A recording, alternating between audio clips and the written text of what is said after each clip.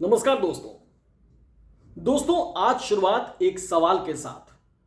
ऐसा क्या हुआ जो राष्ट्रीय स्वयंसेवक संघ यानी आरएसएस के सुर बदल गए?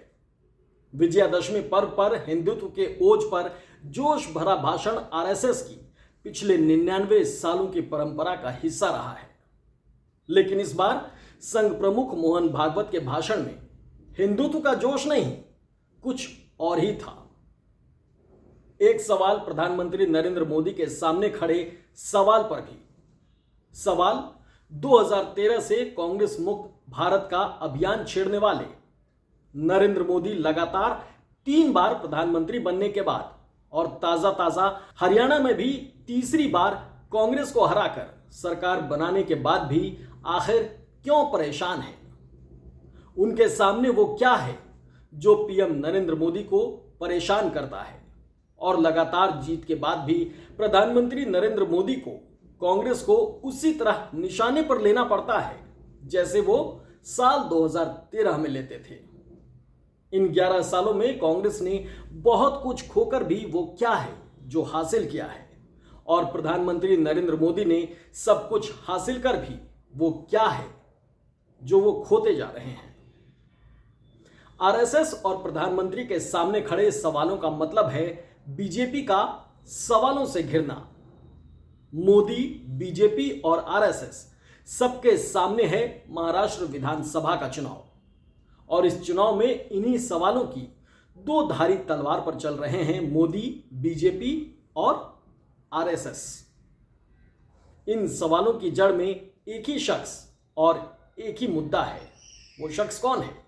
वो शख्स है राहुल गांधी, और मुद्दा है कास्ट सेंसर यानी जाति जनगणना। आरएसएस की पूरे 99 साल की धारा को राहुल गांधी के इस मुद्दे ने बदल दिया है।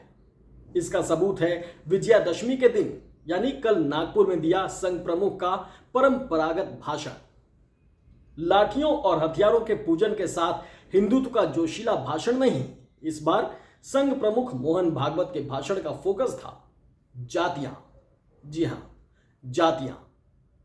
हालांकि जातियों के जिक्र के साथ संघ प्रमुख बिना नाम लिए कांग्रेस नेता राहुल गांधी पर हमला कर रहे थे, लेकिन उनके हमले ने यह भी साफ कर दिया कि अपनी स्थापना के 100वें वर्ष में प्रवेश करते वक्त संघ किस कदर डगमगा रहा है। उसके सामने 99 सालों के अचीवमेंट की मजबूती से ज्यादा अपने भविष्य की फिक्र है। जी हां, आरएसएस को यह डर सता रहा है, उसे भविष्य की चिंता सता रही है। संघ के सामने ये चुनौती खड़ी करने वाले राहुल गांधी हैं तो खुद उसके प्रचारक नरेंद्र मोदी भी हैं, जिनके केंद्र में लगातार तीसरी सत्ता ने संघ को उतना आश्वस्त नहीं किया जितना चिंता में डाल रखा है। समझिएगा, अपने प्रचारक नरेंद्र मोदी के तौर पर भी संघ के सामने कई सवाल हैं जिनमें संघ को धीरे धीरे बीजेपी से दूर करने या बीजेपी को संघ के रास्ते से अलग कर सिर्फ सत्ता की धारा में बहाने का सवाल है। तो प्रधानमंत्री नरेंद्र मोदी के तौर पर एक नहीं कई सवाल संघ के सामने हैं, जिनमें किसान, मजदूर, आदिवासी, जंगल और कॉरपोरेट के साथ सत्ता की जुगलबंदी जैसे सवाल हैं। संघ प्रमुख को अगर हिंदुत्व की अलख जगाने के लिए जातियों की एकजुटता के सवाल से जूझना पड़ रहा है तो निश्चित ही ये उनकी असल लड़ाई नहीं है। संघ का हिंदुत्व तो किसी और ही लड़ाई के लिए था, लेकिन प्रचारक से पहले मुख्यमंत्री और फिर प्रधानमंत्री बनकर नरेंद्र मोदी ने संघ के हिंदुत्व को चुनावी हिंदुत्व में बदल दिया तो विपक्षी दलों ने जातियों की राजनीति तेज कर दी। ऐसे में राहुल गांधी ने इस कास्ट पॉलिटिक्स को एक नया आयाम देते हुए इसे देश की आर्थिक सेहत, देश के विकास और गैर बराबरी के हर पहलू से जोड़ दिया।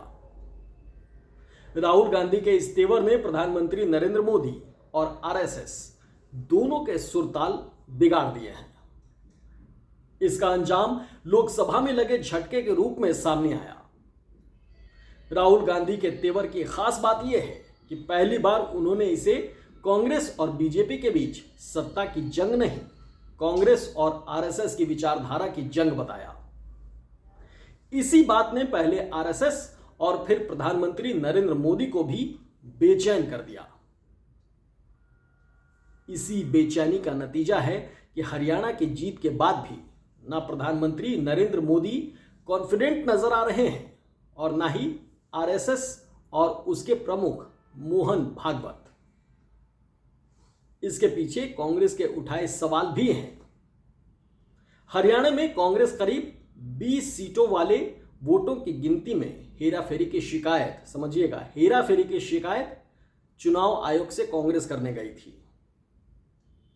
सवाल यहां फैसले का भी नहीं है, सवाल परसेप्शन का है, जिसमें बीजेपी हरियाणा में पिछड़ चुकी थी। पीएम मोदी और अमित शाह की कम रैलियां और रैलियों में आने वाली कम भीड़ ने इस परसेप्शन को मजबूत किया। यानी पीएम मोदी और अमित शाह की रैली जो हो रही थी उसमें बहुत कम भीड़ जुट रही थी। लोकसभा चुनाव में हार के बाद हरियाणा में प्रधानमंत्री नरेंद्र मोदी की रैलियों को देखकर उनकी साख का सवाल भी उठा। प्रधानमंत्री मोदी, आरएसएस और बीजेपी की असल मुसीबत यही है कि अब हार या जीत। कांग्रेस की शिकायत पर चुनाव आयोग के फैसले, इन सब से हटकर जो परसेप्शन बन रहा है वो कैसे खत्म हो। इसीलिए कांग्रेस और राहुल गांधी को हारने के बावजूद राहुल गांधी के उठाए मुद्दे ही संघ और बीजेपी दोनों के निशाने पर हैं और प्रधानमंत्री के निशाने पर तो सनातन राहुल गांधी हैं ही। कांग्रेस मुक्त भारत के 11 साल के सतत अभियान के बावजूद इसी परेशानी से जूझते हुए महाराष्ट्र विधानसभा चुनाव प्रधानमंत्री नरेंद्र मोदी और संघ प्रमुख मोहन भागवत दोनों इस चुनाव के लिए एक्टिव हैं, जो अभी महाराष्ट्र में चुनाव होने वाले हैं, जिसका ऐलान कुछ दिनों में होने वाला है। आरएसएस ने अहम इसके लिए मीटिंग बुला ली है, तो प्रधानमंत्री नरेंद्र मोदी हरियाणा के गैर जाट जैसा गैर मराठी दांव महाराष्ट्र में भी चल रहे हैं। ओबीसी, एससी, एसटी से लेकर तमाम छोटे छोटे वर्गों को लुभाने की योजनाएं मुख्यमंत्री एकनाथ शिंदे लेकर आ रहे हैं। इसका जिक्र मैंने अपने एक दिन पहले वीडियो में किया था। एक दिन पुराना वीडियो देखेंगे तो आपको समझ आएगा। महाराष्ट्र के चुनावी गुणागणित को समझना है तो उस वीडियो को आप जरूर से देख लीजिए। अब महाराष्ट्र को लेकर प्रधानमंत्री नरेंद्र मोदी की एक चिंता कांग्रेस की ओर से है तो दूसरी संघ की ओर से भी। कांग्रेस मोदी के हरियाणा फॉर्मूले को बखूबी समझ चुकी है। कांग्रेस के सहयोगी दल भी पूरे खेल को समझ रहे हैं। ऐसे में प्रधानमंत्री नरेंद्र मोदी का हरियाणा फॉर्मूला महाराष्ट्र में फेल भी हो सकता है, ध्यान रखिएगा। उधर आरएसएस की 2 दिन की मीटिंग महाराष्ट्र विजय की रणनीति तो बनाएगी, लेकिन इसके साथ ही इस मीटिंग में बीजेपी के नए अध्यक्ष और बहुत मुमकिन है कि 75 साल की उम्र के फॉर्मूले पर चलते हुए प्रधानमंत्री नरेंद्र मोदी के उत्तराधिकारी पर भी मंथन हो, यह भी मुमकिन है।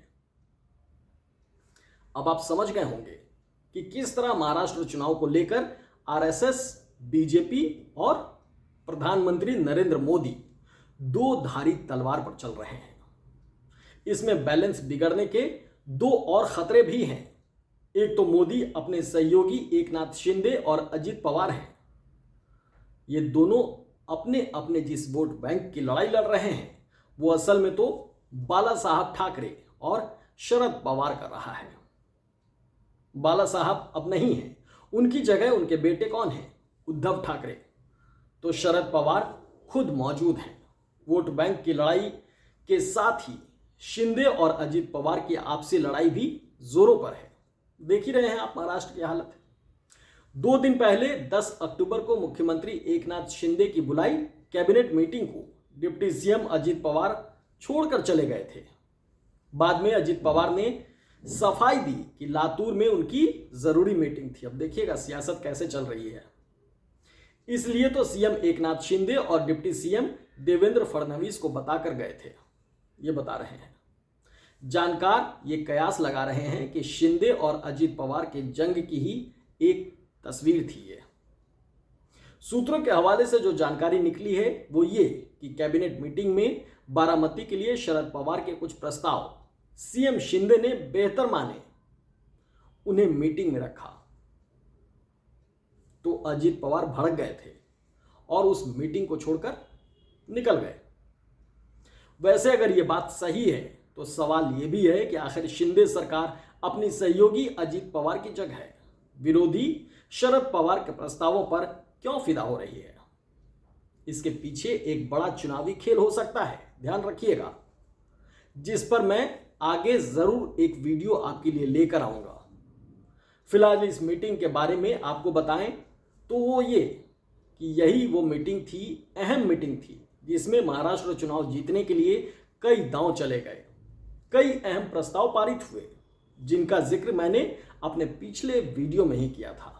मेरा पिछले वाला वीडियो देख लेंगे आप जाकर तो समझ में आ जाएगा। प्रधानमंत्री नरेंद्र मोदी के बैलेंस बिगड़ने का दूसरा खतरा कांग्रेस के नए तेवर हैं।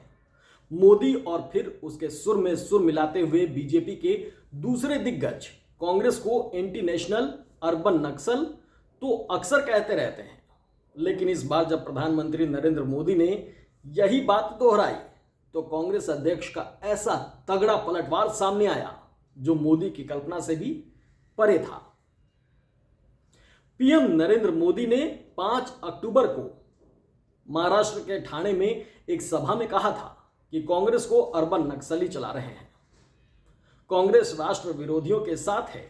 तो जवाब में कांग्रेस अध्यक्ष मल्लिकार्जुन खड़गे ने बीजेपी को ही आतंकवादी पार्टी कह दिया। खड़गे ने विजयादशमी के मौके पर एक इंटरव्यू में प्रधानमंत्री नरेंद्र मोदी के आरोपों का जवाब दिया और कहा कि भाजपा आतंकवादियों की पार्टी है। देखिए कि सियासत कितनी चरम पर है, जो लिंचिंग में शामिल रहती है। किसे कह रहे हैं? खड़गे साहब, बीजेपी को। प्रधानमंत्री को कांग्रेस पर ऐसे आरोप नहीं लगाने चाहिए।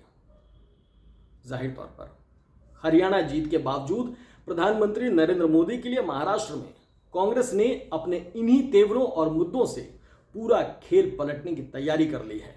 अब प्रधानमंत्री नरेंद्र मोदी के सामने कांग्रेस की बिसात भी है और आरएसएस के मंथन से निकलने वाला फल भी है। इस वीडियो में फिलहाल इतना ही, लेकिन आपको यह हमारा वीडियो कैसा लगा हमें कमेंट में ज़रूर बताएं और इस वीडियो को लाइक और सब्सक्राइब ज़रूर कर लें ताकि हर एक चुनावी विश्लेषण आपको ज़रूर मिलता रहे।